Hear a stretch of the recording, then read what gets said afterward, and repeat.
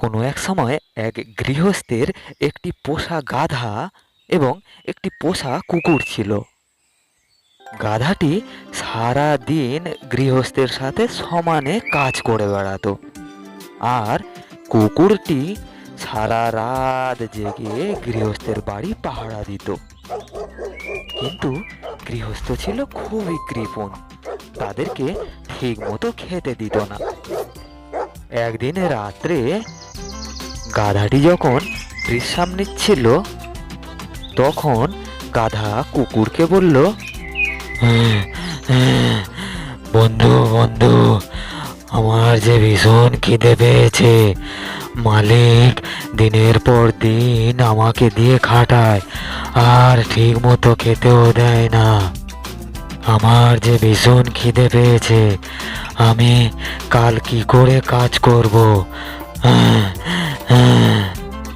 তুমি ঠিক বলেছ গাধা ভাই, আমাদের মালিক দিনের পর দিন যেন আরো কৃপণ হয়ে চলেছে, আমাদের ঠিক মতো খেতে দেয় না। নাও, নাও। একদিন রাত্রে গৃহস্থ যখন ঘুমোচ্ছিল, সেই সময় হঠাৎ গৃহস্থের বাড়ি একটি চোর এলো। গাধা এবং কুকুরটি দেখলো যে চোরটি মনিবের বাড়ি প্রবেশ করেছে। তখন গাধা কুকুরটিকে বলল, বন্ধু বন্ধু, মালিকের বাড়ি যে একটি চোর ঢুকেছে, তুমি এক্ষুনি মালিককে জাগাও, তা না হলে ওই চোরটি যে মালিকের সর্বস্ব চুরি করে নিয়ে যাবে। নাও, নাও, যাক যাক, ও সব কিছুই চুরি করে নিয়ে যাক, তাতে আমার কি? মালিক তো আমাকে ঠিক মতো খেতেই দেয় না, তা আমি মালিককে জাগাতে যাবই বা কেন? তা ঠিক, তা ঠিক, মালিক আমাদের ঠিক মতো খেতে দেয় না, তবুও সে যে আমাদের মালিক, আমাদের কর্তব্য তাকে জাগানো। নাও, নাও, দেখো, তোমার কাজ তুমি করেছো, কিন্তু আমার কাজ হলো মালিককে জাগানো। আমি জাগাচ্ছি না, তুমি আমার কাজে হস্তক্ষেপ করো না, আমি মালিককে জাগাতে পারবো না। তুমি না জাগাতে পারো, আমি মালিককে জাগাচ্ছি। নাও, নাও, তুমি জাগাচ্ছ জাগাও, পরে যেন আমাকে দোষারোপ করো না।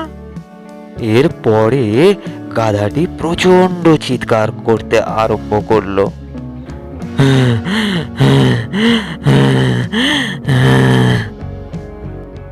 আরে গাধা মহারাজ, রাত্রে একটু আমাকে শান্তিতে ঘুমোতেও দেবে না? সারাদিন খাটাখাটুনি করে এসেছি, রাত্রে আমাকে একটু ঘুমোতেও দেবে না?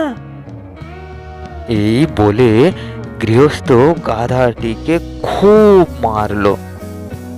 এইদিকে চোরটি মালিকের সর্বস্ব চুরি করে নিয়ে সেইখান থেকে চলে গেল। গাধাটি তার মনিবের মার খেয়ে গাধাটির সারা শরীর তো একেবারে লাল হয়ে গেল। নাও, নাও, বন্ধু, আমি তোমাকে নিষেধ করেছিলাম যে মালিকের টাকার কোনো প্রয়োজন নেই, ওই কাজটি আমারই ছিল। অন্যের কাজে কখনো হস্তক্ষেপ করতে নেই বন্ধু, আমি তোমাকে বারে বারে নিষেধ করেছিলাম, কিন্তু তুমি তো শুনলে না, তাই এখন তার ফল ভোগ করো।